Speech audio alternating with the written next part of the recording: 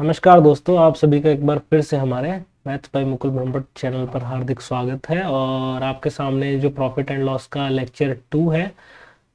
तो आज हम इसमें कुछ मुश्किल सवाल करने वाले हैं। जो हमने पिछले लेक्चर में जो सवाल किए थे वो काफ़ी इजी थे, तो इस लेक्चर में हम थोड़े से टफ सवाल करेंगे उससे। तो आपके सामने जो पहला सवाल है वो ये है, देखिए यहाँ पर क्या दिया हुआ है दोस्तों कि 12 वस्तुओं का जो क्रय मूल्य है वो 9 वस्तुओं के जो विक्रय मूल्य है उसके बराबर है, जबकि 8 वस्तुओं पर जो बट्टा है वो 6 वस्तुओं पर लाभ के बराबर है। तो लाभ प्रतिशत और बट्टा प्रतिशत में अंतर ज्ञात कीजिए। तो इस सवाल को कराने से पहले मैं आपको एक बार डिस्काउंट समझा देता हूँ दोस्तों, बट्टा क्या होता है। अब देखिए, जो बट्टा होता है दोस्तों वो होता है डिस्काउंट। डिस्काउंट हम सभी जानते हैं, बट्टा हम लोग नहीं सुनते हैं, हम लोग छूट वगैरह ऐसे वर्ड्स यूज में लेते हैं, लेकिन जो मैथ्स के क्वेश्चंस होते हैं उसमें बट्टा दिया हुआ रहता है, तो आपको ये जानना बहुत ज़रूरी है। तो बट्टा क्या होता है, देखिए दोस्तों, हमने अभी तक दो टर्म पढ़ी है इसमें प्रॉफिट एंड लॉस में, जिसमें एक तो क्रय मूल्य हमने पढ़ा है कि एक तो क्रय मूल्य होता है जिस पर कोई सामान खरीदा जाता है, और एक होता है दोस्तों विक्रय मूल्य जिस पर कोई सामान बेचा जाता है। और इसमें एक और टर्म होती है दोस्तों, अंकित मूल्य। जो किसी वस्तु पर जो उसका जो प्राइस होता है, जो मूल्य होता है वो अंकित किया जाता है, उसे बोलता है अंकित मूल्य। तो जो बट्टा होता है वो अंकित मूल्य पर दिया जाता है। अंकित मूल्य जैसे आपने किसी वस्तु पर 200 रुपया अंकित कर दिया और उस पर अगर 10% का आप बट्टा दे रहे हैं, 10% की उस पर छूट दे रहे हैं, तो उसके बाद उसे 20 रुपए का आप छूट देकर 180 रुपए में जो बेचेंगे वो कहलाएगा आपका विक्रय मूल्य।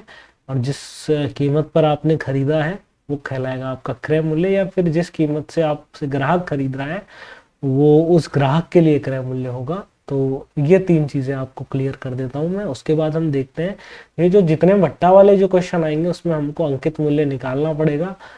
अंकित मूल्य निकाले बगैर वो बट्टा वाले सवाल नहीं होंगे। तो आप देखिए, जो हमारा सवाल था वो आपके सामने ये रहा। इसमें दिया हुआ है 12 वस्तुओं का जो क्रय मूल्य है वो 9 वस्तुओं के विक्रय मूल्य के बराबर है, जबकि 8 वस्तुओं का जो बट्टा है वो 6 वस्तुओं के लाभ के बराबर है। तो लाभ प्रतिशत और बट्टा प्रतिशत में अंतर ज्ञात करें। तो इस सवाल में हम करेंगे क्या दोस्तों, पहले हम लाभ प्रतिशत निकालेंगे, उसके बाद हम बट्टा प्रतिशत निकालेंगे और दोनों में अंतर ज्ञात करेंगे। तो लाभ प्रतिशत निकालने के लिए हमारे पास क्रय मूल्य और विक्रय मूल्य दोनों होने चाहिए। तो दोनों कैसे निकाल सकते हैं दोस्तों, क्वेश्चन में जैसा दिया हुआ है कि 12 वस्तुओं का जो क्रय मूल्य होगा वो आपका है किसके बराबर होगा दोस्तों, 9 वस्तुओं का जो विक्रय मूल्य होगा। ये हमें सवाल में दिया हुआ है और वैसा का वैसा हमने लिख लिया है। तो दोस्तों अब करेंगे क्या हम क्या करेंगे, जैसे कि आपको दिया हुआ है कि क्रय मूल्य और विक्रय मूल्य का हम अनुपात निकालेंगे, क्रय और विक्रय मूल्य का। देखिए, तो इसमें क्या करेंगे, ये विक्रय मूल्य को हम इधर ले आएंगे और 9 के नीचे उस साइड में 12 ले जाएंगे। जब इसे हम 3 से काटेंगे तो 3 या 9 आएगा और ये आएगा 4। यहाँ से हम जब प्रॉफिट निकालेंगे तो एक का प्रॉफिट हो रहा है दोस्तों, एक का प्रॉफिट हो कितने पर रहा है, 3 पर हो रहा है, क्योंकि क्रय मूल्य जो है हमारा 3 है। तो गुणा इसे 100 से करेंगे तो आपके सामने 33 सही 1/3% या 33.33%, ये आपके सामने जो है प्रॉफिट आ गया। अब हमें क्या करना है दोस्तों, अब आपके सामने देखिए एक और चीज दी हुई है जो यहाँ पर निकालते हैं हम, कि यहाँ पर साइड में निकाल लेते हैं। ये दी हुई है आपको कि 6 वस्तुओं पर जो लाभ है वो किसके बराबर है दोस्तों, 8 वस्तुओं पर जो बट्टा दिया हुआ है उसके बराबर। तो डी फॉर डिस्काउंट और पी फॉर प्रॉफिट। तो हम यहाँ पर क्या करेंगे दोस्तों, पी अनुपात डी निकालेंगे, जो कि आपके सामने आएगा 8:6। जब इसे काटेंगे हम तो ये आ जाएगा 4:3। तो पी अनुपात डी जो आएगा वो आएगा 4:3। ये अनुपात हमने क्यों निकाला है इसका मैं आपको समझाता हूँ। अब हमें क्या करना पड़ेगा दोस्तों, हमें बट्टा निकालना पड़ेगा, और बट्टा निकालने के लिए सबसे इंपॉर्टेंट टर्म जो होती है वो होती है अंकित मूल्य। तो हमें अंकित मूल्य यहाँ पर ज्ञात करना पड़ेगा। अंकित मूल्य कैसे ज्ञात किया जाता है वो मैं आपको बता देता हूँ दोस्तों, कि जैसे आपके सामने ये क्रय मूल्य दिया हुआ है, क्रय मूल्य अनुपात यहाँ पर विक्रय मूल्य और अनुपात यहाँ पर अंकित मूल्य, ये तीन चीजें हमें निकालनी पड़ेंगी बट्टा निकालने के लिए। ठीक है, तो यहाँ पर आपके सामने देखिए आपको दिया हुआ है क्रय मूल्य अनुपात विक्रय मूल्य 3:4 है। यहाँ पर जो प्रॉफिट है वो 4 का हो रहा है दोस्तों, लेकिन यहाँ पर क्या है कि प्रॉफिट का अनुपात हमें 4 दिया गया है, और यहाँ पर जो प्रॉफिट है वो आपका 1 का प्रॉफिट हो रहा है, 1 यूनिट का। तो उस देखिए एक सेकंड, इरेजर मैं यूज करता हूँ यहाँ पर, ठीक है, यहाँ पर जो प्रॉफिट हो रहा है दोस्तों वो हो रहा है 1 यूनिट का प्रॉफिट प्लस 1 यूनिट का प्रॉफिट। तो हम इस 1 यूनिट को 4 यूनिट बनाना पड़ेगा पहले हमें, तब जाके हम बट्टा को सही से कैलकुलेट कर पाएंगे। तो 4 यूनिट बनाने के लिए दोस्तों हमें क्या करना पड़ेगा, इसे 4 से मल्टीप्लाई करना पड़ेगा दोनों तरफ। तो आपको ये पता है कि अनुपात को आप किसी भी संख्या से गुणा या भाग कर सकते हैं, अनुपात में किसी भी प्रकार का कोई बदलाव नहीं होता है। तो आप देखिए अगर इसे 4 से गुणा करेंगे तो 4 तिया 12 क्रय मूल्य हो जाएगा और 4 चौक 16 विक्रय मूल्य हो जाएगा। तो यहाँ पर जो है प्रॉफिट होगा 4 का, जैसा कि सवाल में दिया हुआ है। अब हम आसानी से इसका अंकित मूल्य निकाल सकते हैं। अंकित मूल्य ऐसा होना चाहिए जिस पर हम 3 का छूट दे तो 16 आए। तो जैसे हम 3 का जिस पे छूट देंगे उसके बाद 16 आना चाहिए, तो हम 16 में 3 जोड़ देंगे और अंकित मूल्य आपके सामने जो आ जाएगा वो आ जाएगा 19। तो अब देखिए आपकी जो सवाल की सारी शर्तें थी वो मंजूर हो गई है, जिसमें दिया हुआ है कि आपको अंकित मूल्य पर 3 की छूट देनी है। तो यहाँ पर हम 3 का छूट दे रहे हैं। उसके बाद हमारा जो विक्रय मूल्य है वो 16 आ रहा है, 19 में 3 यूनिट का अगर छूट देंगे। और उसके बाद हम यहाँ पर प्रॉफिट भी देख सकते हैं कि 12 यूनिट अगर हम क्रय मूल्य लेते हैं और उसमें 4 यूनिट का प्रॉफिट देते हैं तो 16 आता है। तो दोनों तरफ से ये जो विक्रय मूल्य है ये सेटिस्फाई होना चाहिए।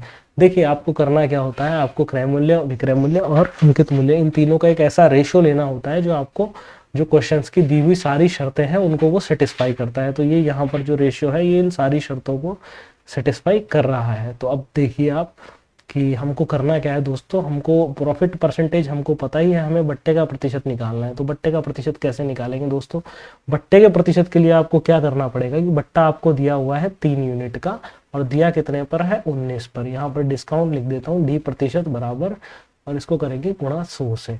तो ये आपका यहाँ पर बट्टा प्रतिशत निकल जाएगा 300/19।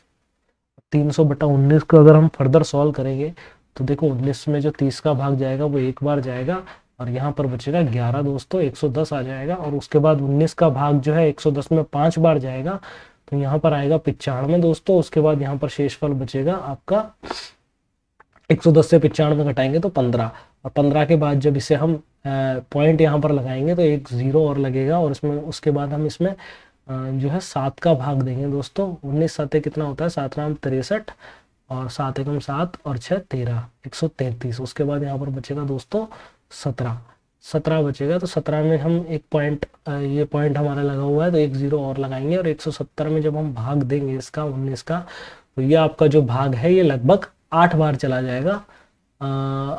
8 बार चला जाएगा, हाँ दोस्तों, तो 8 बार ये आपका भाग चला जाएगा।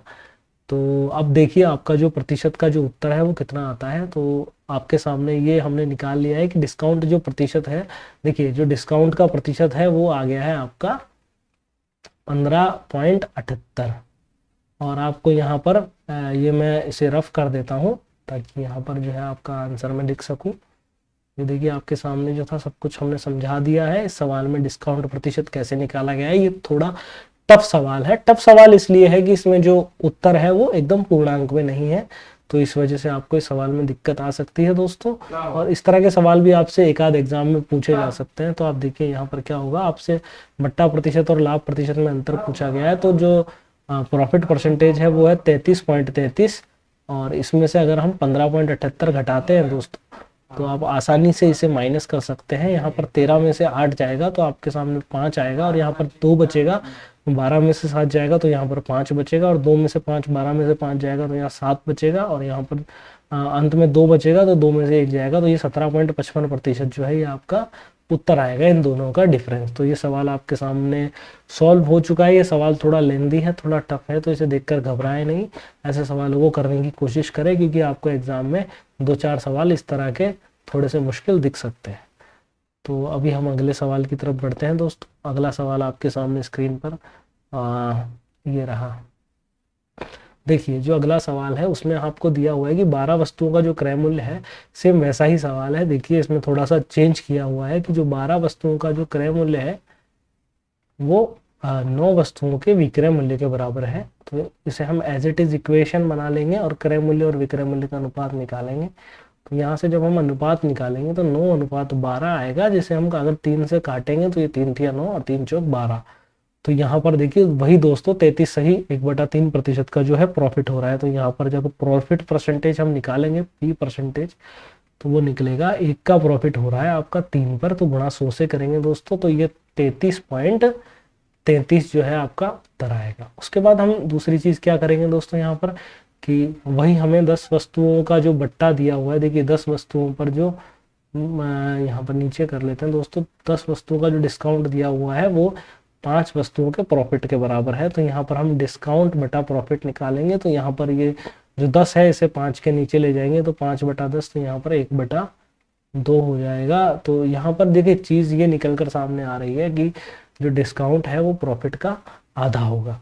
तो अभी वापस वही हमें जो चीज़ है वो सेम निकालनी है। तो हमें वापस अपना जो क्रय मूल्य है उसका अनुपात, जो विक्रय मूल्य है उसका अनुपात, और अनुपात जो अंकित मूल्य है मार्केट प्राइस उसका अनुपात। तो अभी हमें क्या करना है दोस्तों, क्रय मूल्य हमारा 3 था और विक्रय मूल्य हमारा 4 था, तो हमारा मार्क प्राइस हम यहाँ से निकाल लेंगे। जैसा कि आपको दिया हुआ है कि यहाँ पर 1 यूनिट का प्रॉफिट हो रहा है, जबकि हमें जो प्रॉफिट दिया हुआ है वो 2 यूनिट का दिया हुआ है। तो हम पहले के सवाल की तरह यहाँ पर भी 2 से गुणा कर लेंगे। जैसा कि आपको पता है कि अनुपात में हम गुणा भाग कुछ भी करें, अनुपात में कभी भी परिवर्तन नहीं आता है। तो यहाँ पर जब हम 2 से गुणा करेंगे तो 6:8 हो जाएगा। तो यहाँ पर एक शर्त पूरी हो गई कि यहाँ पर 2 रुपए का प्रॉफिट हो रहा है। उसके बाद दूसरी शर्त दी हुई है कि जब 2 रुपए का प्रॉफिट हो रहा हो तब 1 रुपए का डिस्काउंट भी दिया गया हो। तो 8 रुपए में बेच रहा है, 1 रुपए का डिस्काउंट देने के बाद, तो उसका जो मार्क प्राइस होगा दोस्तों वो 9 रुपए होगा। तो यहाँ पर 1 रुपए का ये डिस्काउंट यहाँ पर दिया जा रहा है। ये डिस्काउंट जो है वो माइनस में हम डिनोट करेंगे ऐसे। तो यहाँ पर मैं माइनस कर देता हूँ दोस्तों, ये माइनस में जो है 1 रुपए का डिस्काउंट दिया जा रहा है। तो अब आपके सामने देखिए 2 चीज़ें निकल कर आ चुकी हैं कि जो मार्केट प्राइस है वो 9 है और जो डिस्काउंट है वो 1 है। तो अभी हम यहाँ से जब डिस्काउंट का परसेंटेज निकालेंगे दोस्तों, डिस्काउंट का परसेंटेज अगर हम निकालेंगे तो आपको पता है कि 1 यूनिट का जो है डिस्काउंट दिया गया है, और दिया कितने पर है दोस्तों, 9 पर। अब जब इसे हम 100 से गुणा करेंगे तो ये जाएगा दोस्तों 9 से ये जाएगा 11 बार कटेगा। उसके बाद 1 यहाँ पर शेषफल बचेगा, 99, 11×99 1 बचेगा, और 1 और 0 आएगा। तो वापस जब इसे गुणा करेंगे तो 11.11 ही यहाँ पर उत्तर आएगा। तो उसके बाद हम दोस्तों क्या करेंगे, यहाँ पर आपको पूछा क्या गया है, profit percentage minus discount percentage, इनका अंतर पूछा गया है। तो ये 33.33 है जो आपका प्रॉफिट है, और ये 11.11 है ये आपका डिस्काउंट है। तो यहाँ पर आपका 22.22 जो है प्रतिशत उत्तर आएगा।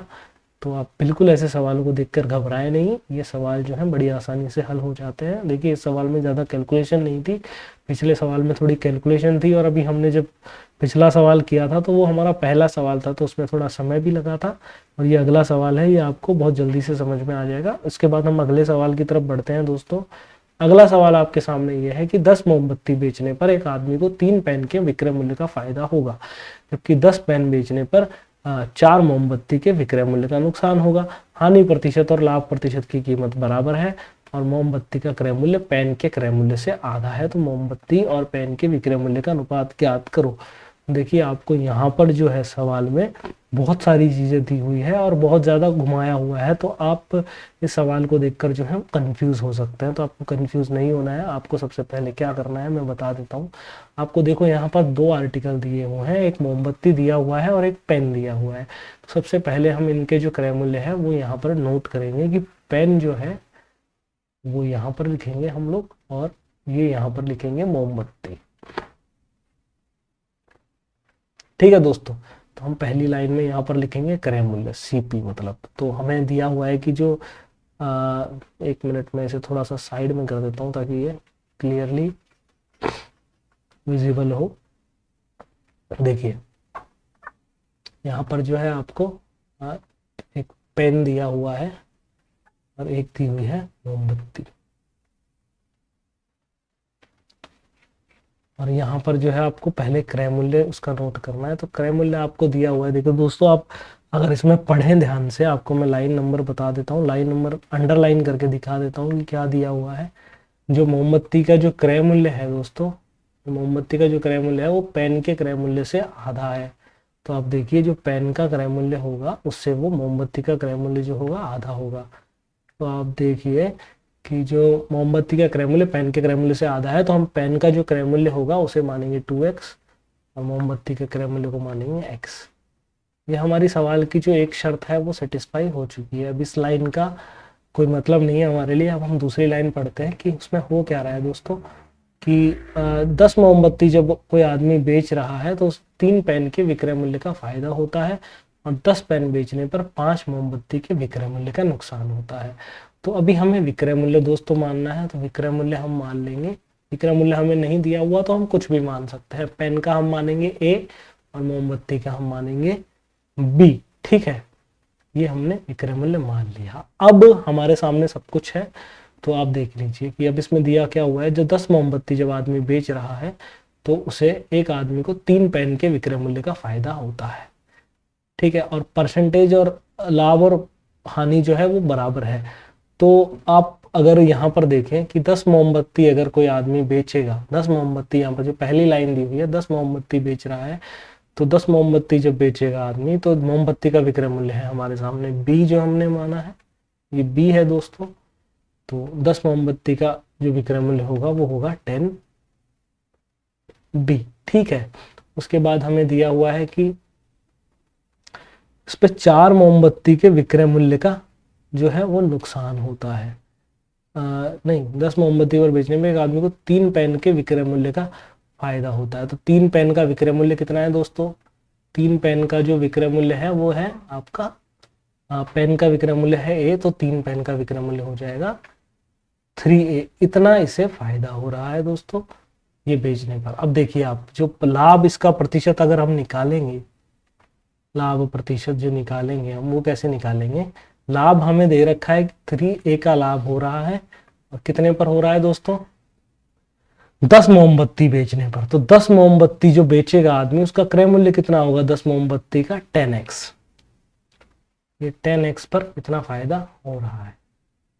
ठीक है, लाभ प्रतिशत इसका ये रहा। उसके बाद दूसरी कंडीशन क्या है दोस्तों कि 10 पेन बेचने पर, तो 10 पेन बेच रहा है, 10 पेन अगर कोई आदमी बेच रहा है तो 10 पेन का क्रय मूल्य कितना होगा? पेन का क्रय मूल्य है 2x, तो यहाँ पर 2x बराबर 20x। तो यहाँ पर 20x जो है उसका क्रय मूल्य हो जाएगा। और हानि कितनी हो रही है दोस्तों? हानि हो रही है आपको 4 मोमबत्ती के, हानि हो रही है आपको 4 मोमबत्ती के विक्रय मूल्य के बराबर। तो मोमबत्ती का विक्रय मूल्य है दोस्तों यहाँ पर B, और 4 मोमबत्ती का जो विक्रय मूल्य होगा वो होगा 4B।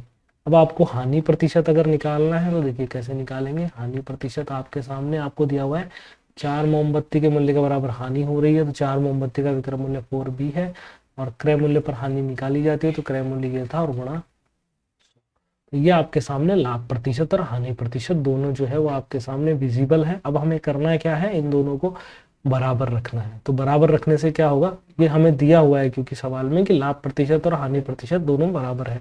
तो अगर इसे हम बराबर रखेंगे 3A/10x गुणा 100 बराबर 4B/20x गुणा 100। तो अभी हम क्या करेंगे दोस्तों, यहाँ से 100 से यहाँ 100 कट जाएगा, और ये x से ये जो x है ये कट जाएगा, 0 से ये 0 चला जाएगा, और 2 से ये 2 बार कटेगा। तो यहाँ पर जो a 3A बराबर आएगा 2B, और a के नीचे जब हम b को लाएंगे तो यहाँ पर आ जाएगा 2/3। तो ये जो रेशियो आएगा A अनुपात B का, और A अनुपात A और B क्या है यहाँ पर दोस्तों? A और B आपके सामने है पेन का विक्रय मूल्य और मोमबत्ती का विक्रय मूल्य। और आपसे सवाल का उत्तर भी यही पूछा गया है कि मोमबत्ती और पेन का विक्रय मूल्य का अनुपात ज्ञात करो। तो यहाँ पर जो A अनुपात 3 है वो 2/3 पूछ लिया जाएगा। अब दोस्तों इसमें सवाल में एक देखने वाली चीज है कि सवाल के अंदर जो आपको अनुपात पूछा गया है वो पूछा गया है मोमबत्ती और पेन का, और ये पेन और मोमबत्ती का तो है, तो इसे हम उल्टा कर देंगे।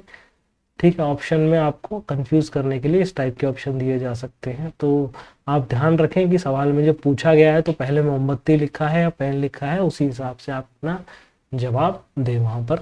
तो उसके बाद हम अगला सवाल देखते हैं। देखिए ये सवाल भी आपको जो एक्स वैक्स मानकर करना था, ये सवाल भी थोड़ा सा डिफिकल्ट था दोस्तों। डिफिकल्ट सवाल भी आपसे पूछे जा सकते हैं, इसलिए मैंने इस क्लास में आपके सामने डिफिकल्ट सवाल रखे हैं। और ये इनका कोई फॉर्मूला नहीं है दोस्तों, ये सब कॉन्सेप्ट बेस्ड सवाल है।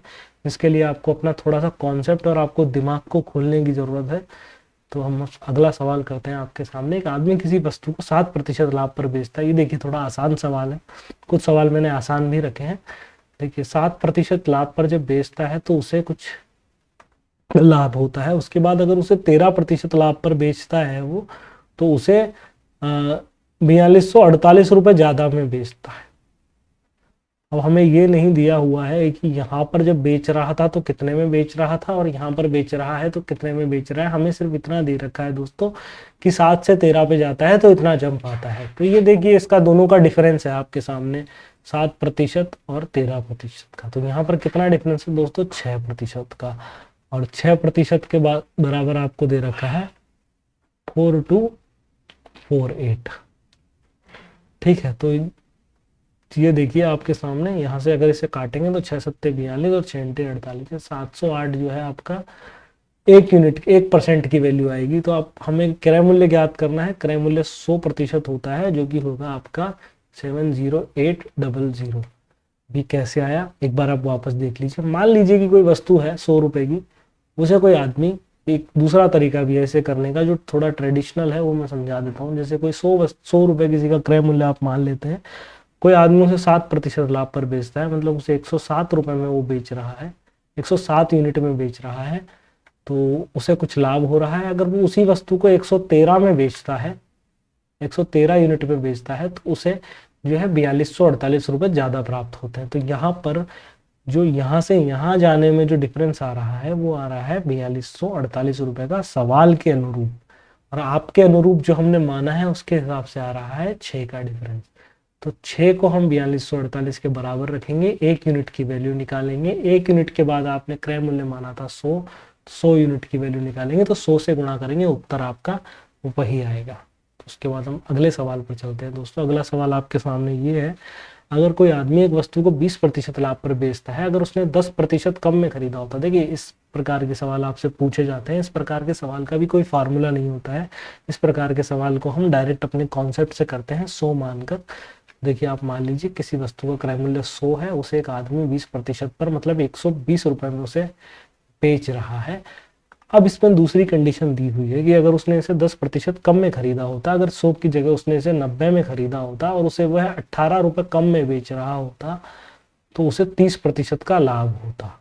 देखिए जो 30% का लाभ होता। अब आपके सामने देखिए इसमें ये रुपीज का जो टर्म है ये डाल दिया है अंदर। तो देखिए आपको करना है क्या है, 30% का लाभ अगर 90 पर लेना है तो पहले आपको 30% की वैल्यू निकालनी पड़ेगी।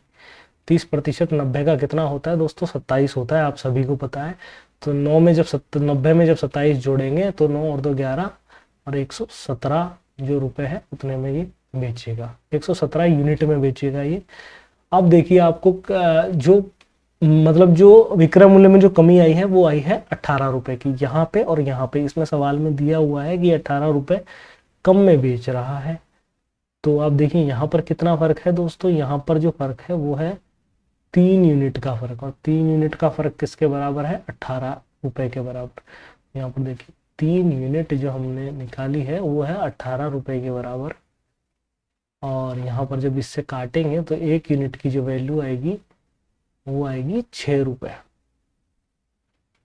और यहाँ पर हमसे पूछा गया है क्रय मूल्य, तो क्रय मूल्य हमारा 100 रुपए था प्रारंभिक। तो 100 यूनिट की वैल्यू यहाँ से जब निकालेंगे तो ये आएगी 600 रुपीज। तो ये सवाल आपके सामने है, बहुत आसानी से ये सवाल हो गया है। अब अगले सवाल पे हम चलते हैं दोस्तों। अगला सवाल हमारा है, एक आदमी किसी वस्तु को 10% लाभ पर बेचता है, अगर उसने इसे 20% कम में खरीदा होता। सेम वैसा ही सवाल है, इसे भी हम कर लेते हैं। मान लीजिए 100 रुपए में कोई वस्तु खरीदी है और उसे वो 110 रुपए में बेच रहा है, ऐसा हमें दिया हुआ है पहली लाइन में। अगली लाइन हमें दी हुई है कि अगर उसने इसे 20% कम में खरीदा होता, मतलब जहां वो 100 में खरीद रहा है उसने 80 में खरीदा होता और 20% ज्यादा में बेचा होता, 20 रुपए ज्यादा में बेचा होता तो 40% का लाभ होता। अगर 80 पर 40% का किसी आदमी को लाभ होगा तो आपको पता है कितना होता है 80 पर 40%, 8 चौक 32, तो 8 और 3 11, 112 रुपए में वो इसे बेच रहा होगा। अब बेच रहा होगा, लेकिन ये जो पुराना जो विक्रय मूल्य था वो था 110 और अभी नया निकल कर आया है 112। यहाँ पर कितने रुपए का डिफरेंस है दोस्तों, यहाँ पर है आपका 2 यूनिट का डिफरेंस है। और यहाँ पर जो रुपीज में जो डिफरेंस दिया हुआ है वो हमें दिया हुआ है 20 रुपए का डिफरेंस। ठीक है दोस्तों, यहाँ पर जो डिफरेंस दिया हुआ है वो आपको दिया हुआ है 20 रुपए का डिफरेंस।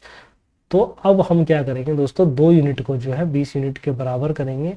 और आप सभी को पता है कि 2 यूनिट अगर 20 रुपए के बराबर है तो 1 यूनिट जो होगी वो आपकी होगी 10 रुपए के बराबर। और हमसे पूछा गया है प्रारंभिक क्रय मूल्य, जो कि हमने 100 रुपये माना था, उसकी वैल्यू हो जाएगी यहाँ पर 2000 रुपये। तो दोस्तों ये सवाल आपके सामने फिर से, नहीं 1000 रुपये सॉरी दोस्तों, यहाँ पर जब 100 को हम 10 से मल्टीप्लाई करेंगे तो यहाँ पर जो है 1000 रुपये इसका प्रारंभिक क्रय मूल्य आएगा। तो ये सवाल आपके सामने इस प्रकार से हल हो चुका है। तो दोस्तों ये हमारी आज की क्लास थी, जिसमें हमने कुछ अलग अलग टाइप के प्रॉफिट एंड लॉस के कुछ आसान और कुछ मुश्किल सवाल देखे। तो आप हमारे साथ जुड़े रहिए, इस चैनल को सब्सक्राइब कीजिए नेक्स्ट वीडियोस के लिए। हम आगे भी आपके लिए इसी तरह का वीडियो लाते रहेंगे, अलग अलग टॉपिक्स पर अलग अलग टाइप के क्वेश्चंस।